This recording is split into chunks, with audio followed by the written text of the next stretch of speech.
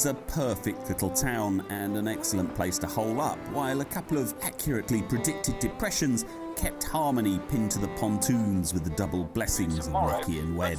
It will be a fresher kind of day for Scotland, for Northern Ireland and Northern England as well. The day after we arrived to hide from the weather, the local Hardnut Sailing Club held some races out in the harbour. It looked too rough and cold for us, so we watched from the shore. And also, I should add, racing a fully laden cruising Centaur is an utter waste of time. Although seeing a yacht racing with both spray hood up and dodgers fully deployed is a fine thing to see and is the embodiment of the Corinthian spirit, taking part just for the heck of it. There are around 70 islands that make up the Orkney archipelago, some a little more than sandbanks on low rock, but 20 of them are big enough to be inhabited. There are around 20,000 Orcadians at the moment. Almost half of them live in Kirkwall, which can provide everything a sailor could ever want, ranging from groceries to electronics, books and musical instruments, and haircuts. Although, probably the less said about those the better. Just had a haircut. What do you think? There's some lovely alleys. This is the main street here.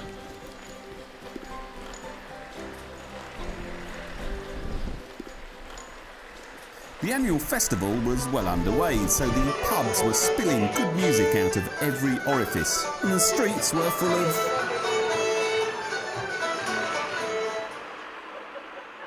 nutters.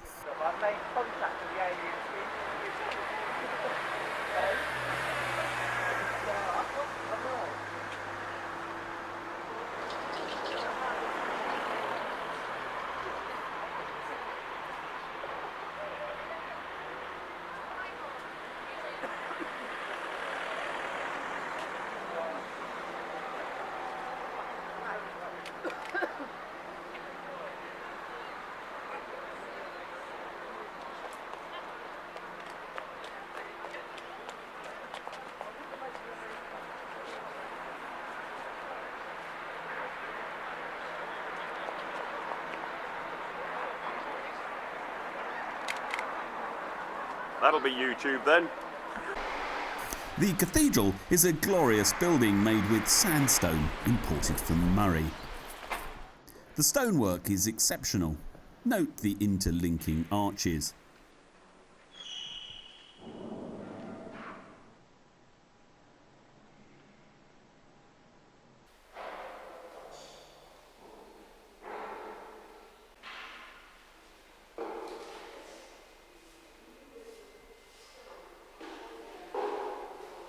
There's a full-size statue of the local saint and a polar explorer.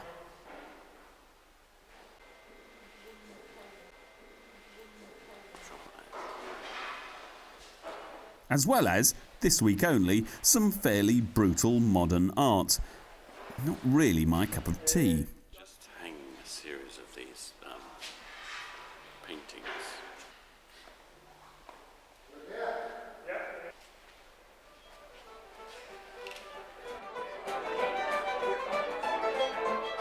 At night, we mostly drank and listened to music and then rolled back to our windswept pontoon, slightly the worse for wear.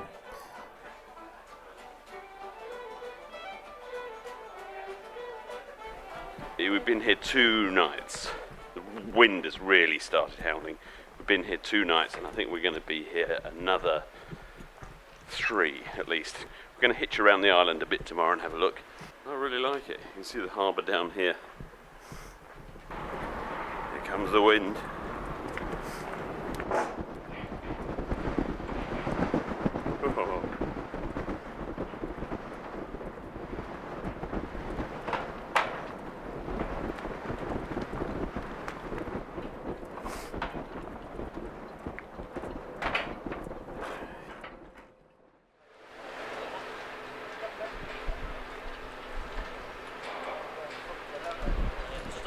It's the third windy day, so we're going to go hitching around the island. We're going to go and look at some of the main points that we can't get to by boat.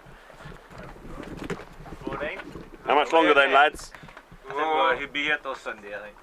I think we're going to be here till Sunday, yeah. What are you going to do then? Yeah. Are you recording that? I am, yeah. What are you going to do then? We're looking at the Churchill barriers in the Italian chapel. How? On the bus. Going to St Mary. Yeah. On the bus? On the bus. We're going to try this. We thought we'd Going the other way. We're going the other way. we'd do a bit of walking, keep fit, and This does feel like November though, doesn't it? it does a bit. Having to put on jackets and. I know. Even got the heater on. Even got the heater on. I know, it's terrible. It's a good place to be stuck though. Yeah, yeah. Well, there's lots to see, like. Yeah, better than being stuck on a mooring. It's a Oh, that's for fantastic sure. town. Yeah. Have a good day, chaps. And you. All right.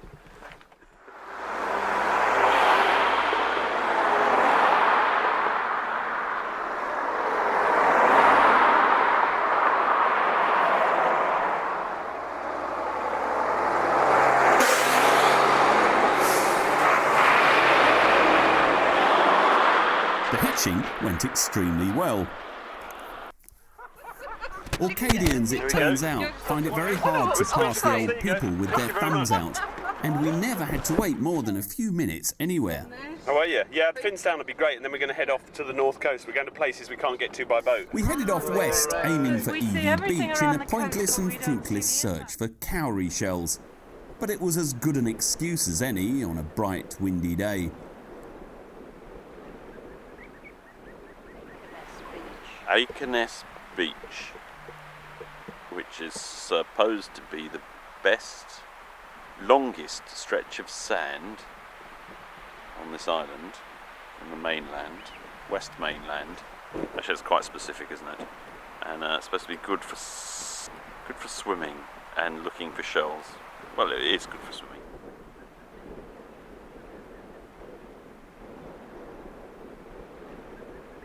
We've hitched here. It was Jill didn't like it first.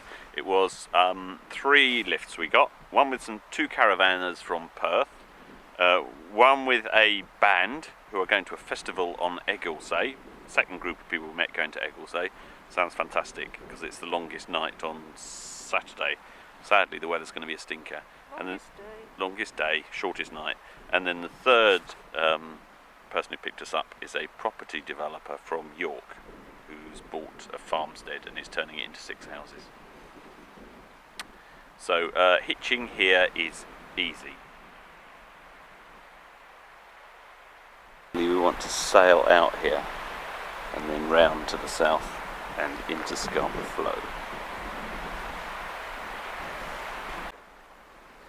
Just look at the transition from basically land and grass, then a few flowers, then these little, don't know what they are, I'll ask Jill, she'll know. And then a fairly barren area, basically microbes. The black on the rock is microbes, they live here, and then it turns to seaweed. It is a lovely walk along the beach. Just a bit of beach you've never been along before. You look at the flowers, you look at the shapes. It's lovely. It is interesting seaweed. I know that sounds ridiculous, but the seaweeds up here are lovely. Look at that. They're like berries, these little floats. And when tide comes in, they just kind of rise up to the surface like bushes. Much different plant. I also like the way that shells and seaweed move around as a team. Seaweed attaches to the shell and the shell just kind of drifts along.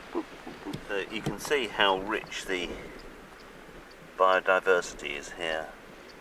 The seaweeds down south, you basically get a monoculture, but here you've got, I think this is the 5th different type here. There's another type here, there's 6. There are these here. So I think that's 7 different types of seaweed so far. It just smells clean. I mean, clean enough to eat. And then eventually it gives way to these little pink flowers, which look absolutely delightful. Just going to seed now, so the pink colour is going.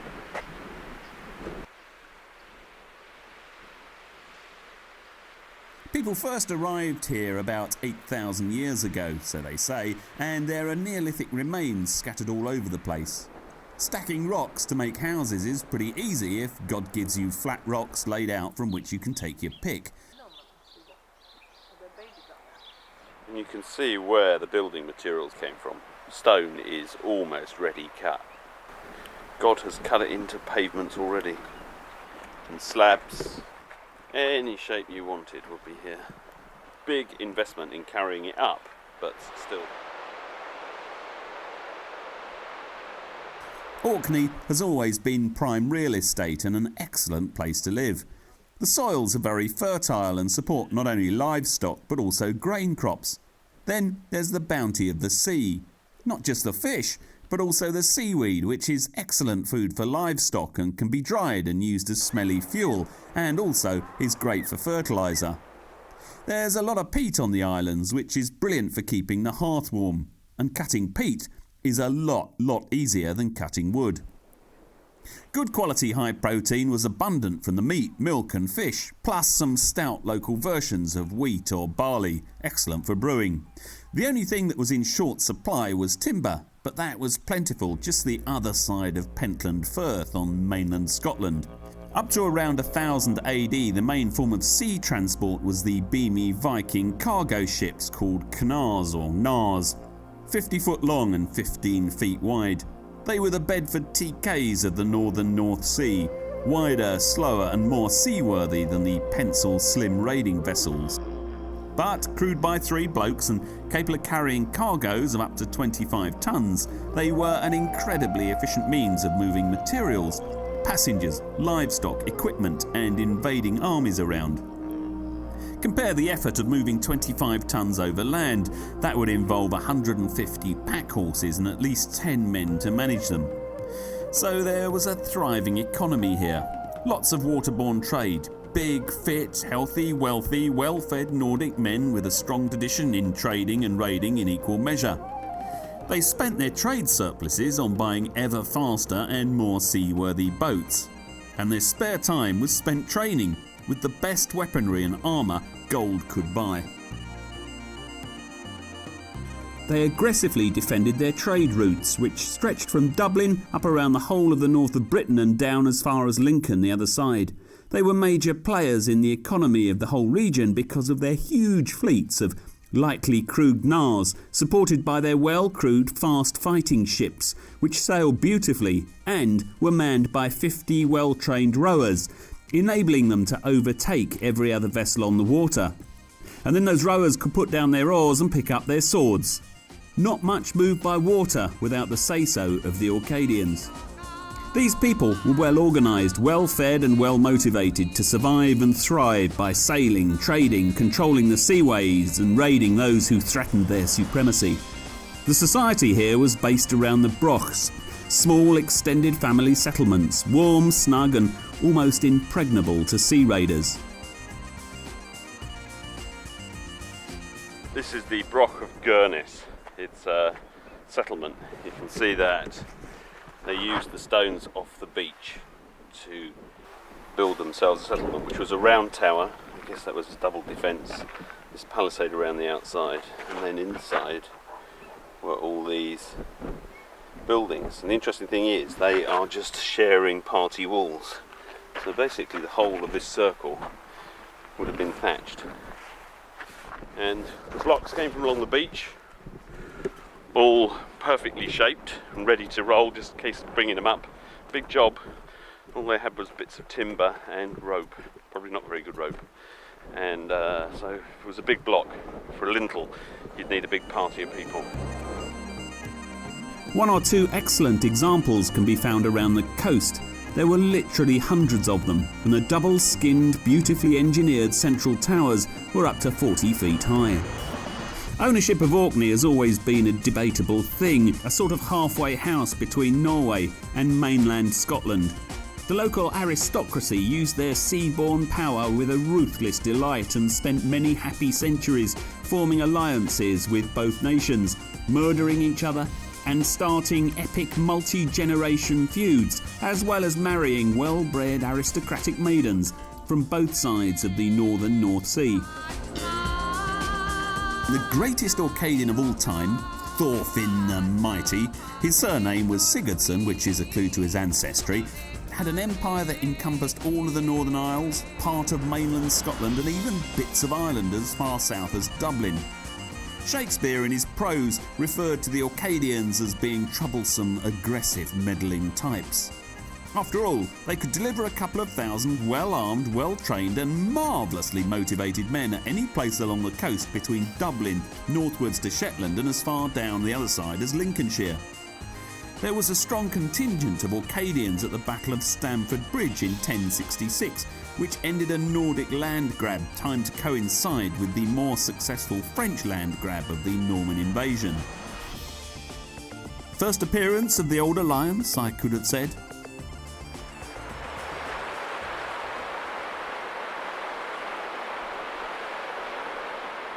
I'm an East Coaster, so I'm well used to the short, stumpy North Sea chop. Over here on the West Coast there's nothing between Orkney and America, so the waves are incredibly long and on a calmish day rather gentle, but man, they really come and go. They seem to rise and rise for a minute or more before fading away and retreating. Absolutely mesmerising things to watch.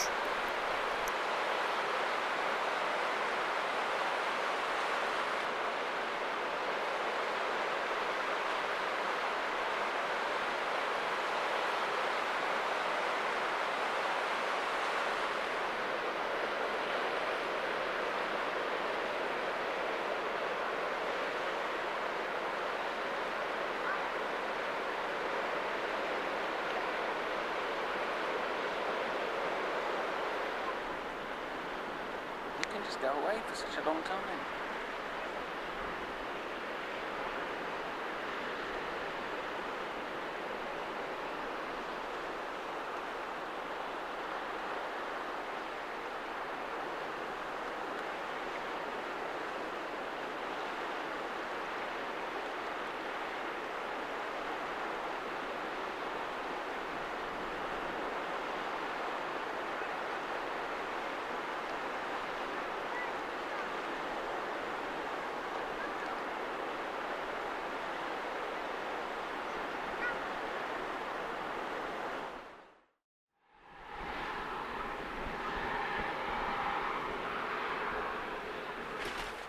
Since the weather is in the north-east, we've been saving Scapa Flow, which is this lovely place here, for when the weather's horrible and it's completely sheltered. So we're in Kirkwall here, we're going to go up here, through Unshallow Sound, and into here. So we should get here about low tide and then follow the flow down here. That's the plan. Who knows? Eventually, the wind eased down, so despite the gloomy day, we headed out of Kirkwall.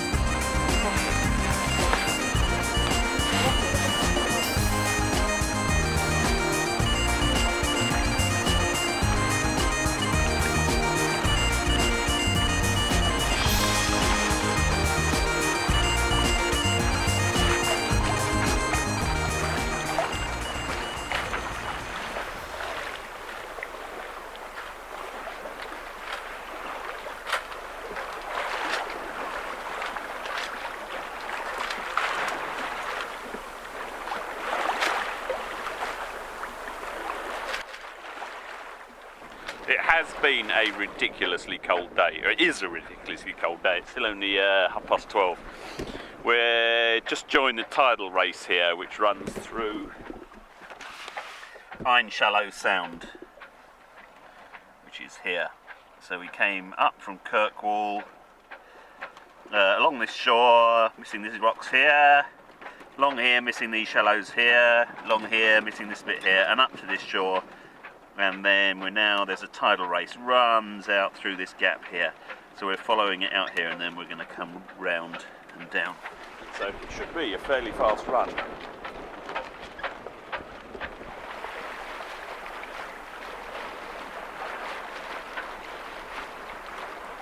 I can smell cows.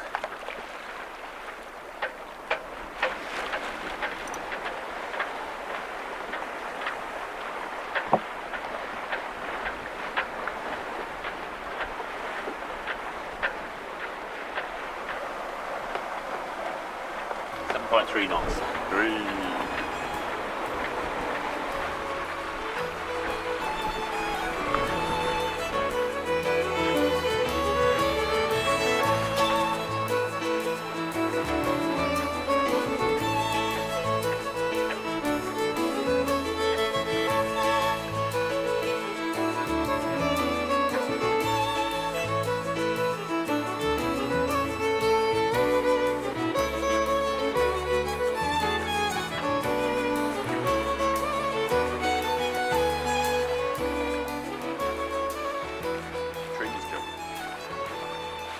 Garden.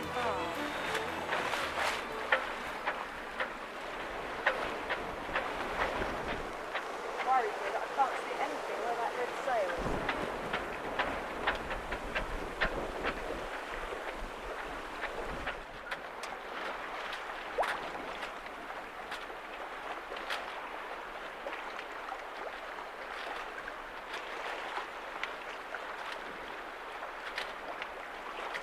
And encountered our first roost or rost. This is the local name for powerful and ridiculously narrow bodies of water that stream between the islands with every tide as the Atlantic tries to fill up the North Sea.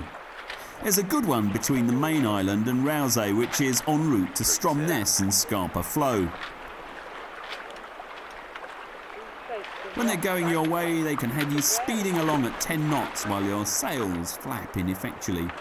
But when they meet the wind or waves coming off the Atlantic, they can kick up some pretty alarming swells and breaking waves.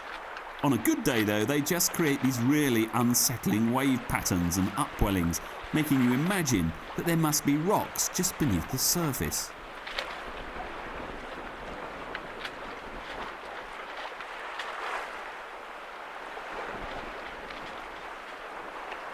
How far out does this thing go?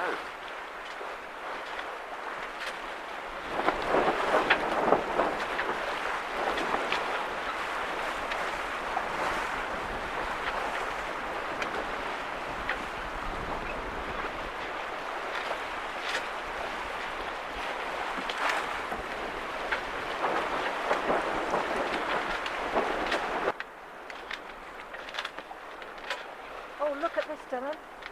Oh yeah, well. Beautiful.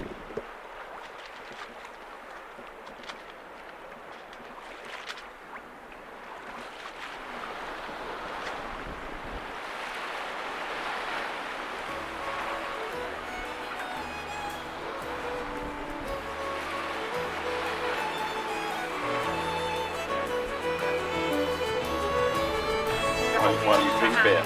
Huh?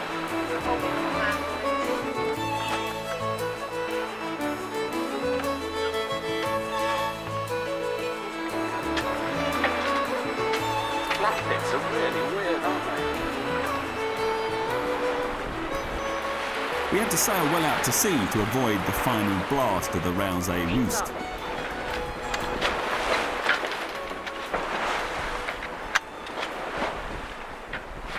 They'll go on for ages.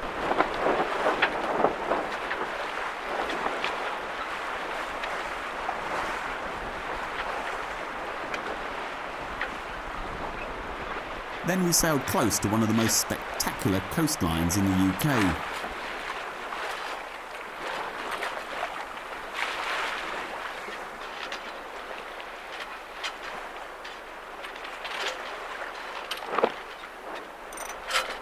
Now, what you see here is Marwick Head, and it says, a memorial commemorating the loss of HMS Hampshire, which sank here in mysterious circumstances with the loss of all but 12 men, including Lord Kitchener of Khartoum, Minister of War, reputed to be on a secret mission to Russia.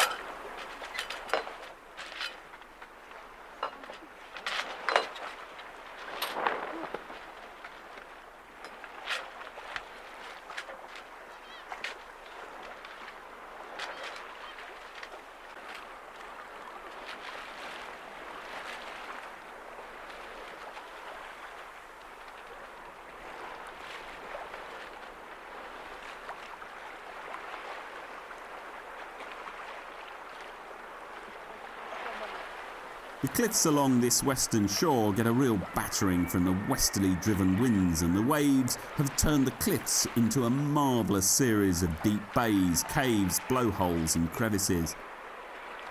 It must be a blooming, frightening place when some decent westerly driven waves are hammering at them.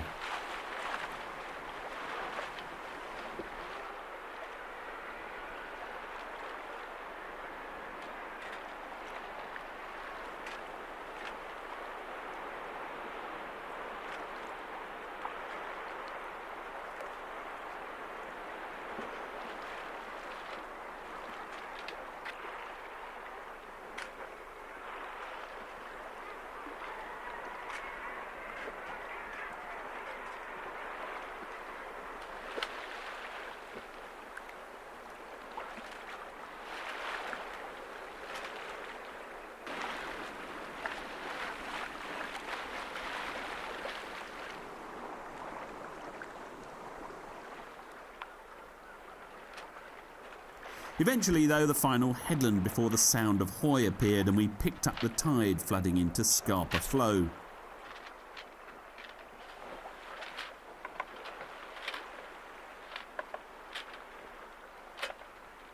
Just so you can get some sort of scale on these cliffs, there's the ferry, and there's the cliffs.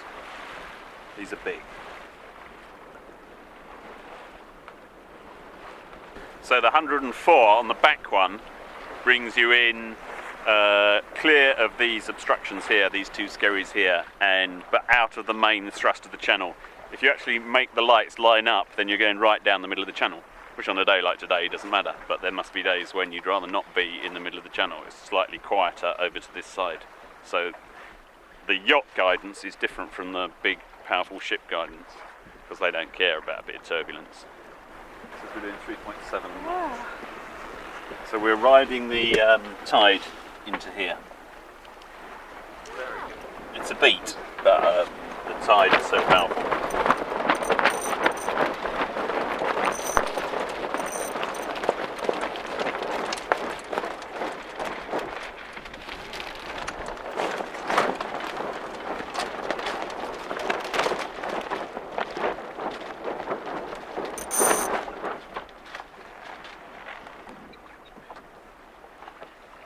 Patch of sun. Thank you.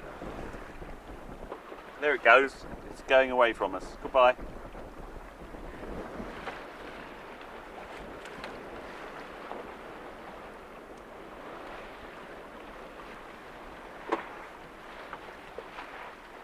Okay, I'm ready for you.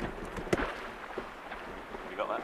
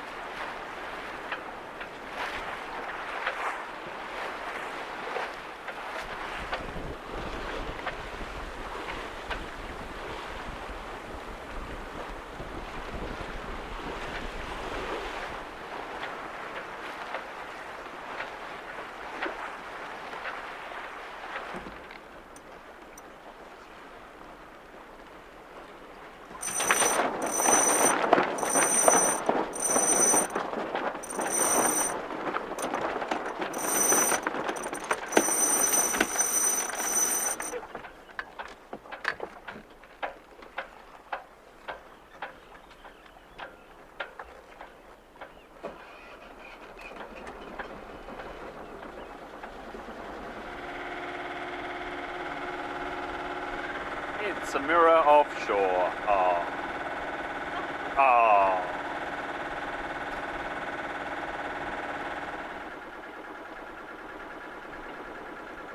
It had been a long trip, so we decided to spend the night on the pontoons in Stromness, the second biggest town on the mainland. As we arrived, the local Yole sailors were rigging up for an evening afloat. And they offered me a seat on the floor, provided I kept out of the way. So I abandoned my ever-understanding wife while I went for a sail in one of their wonderful little boats.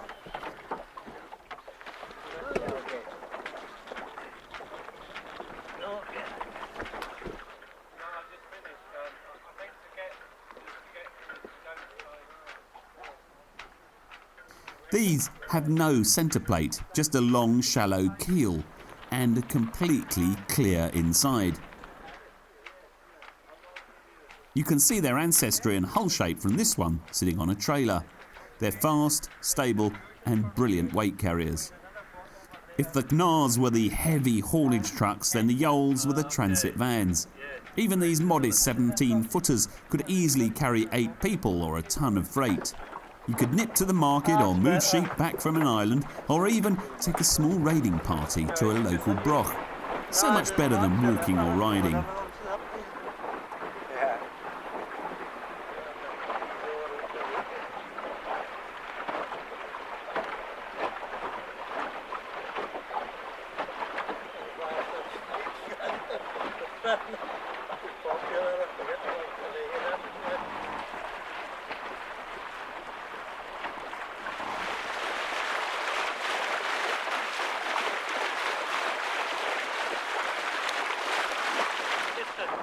Have a go, Angus, and see if you can catch it. I'll try here. Okay, ready for a jump?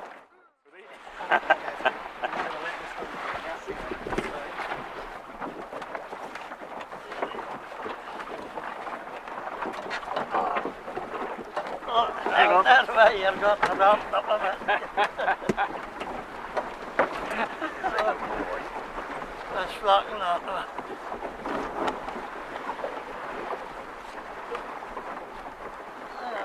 How many blokes will it carry? It would swallow 8 blokes easily, wouldn't it? Yeah, Easily 8 blokes. but you have to remember that originally there's no gunnel on it. You know, there's no deck on it. So this is for racing too, the deck on here, is it? Well, it was just added on probably 1920s, I guess, the deck on it.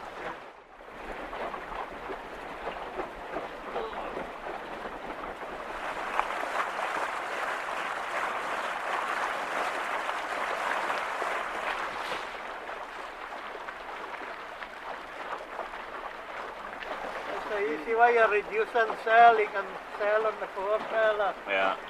But if it's too bad, you not the sprit shoot near a triangular. But some of them what will look sails, you see.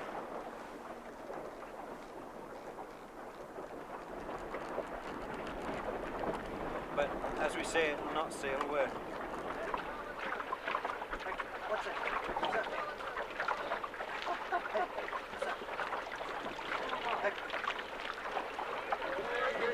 Alright. Hey, what you got on? Yeah.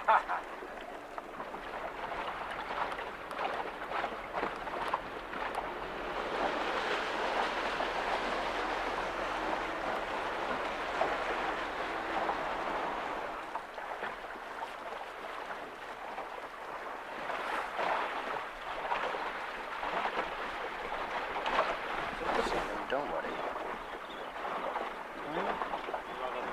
So that's too far in, so you want to just like only like a few inches at a time, you know, so you're not, and then just listen to see if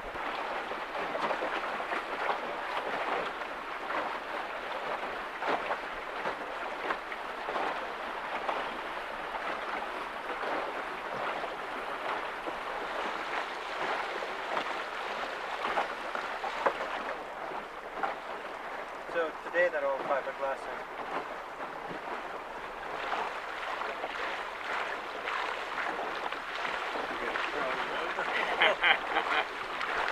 eh?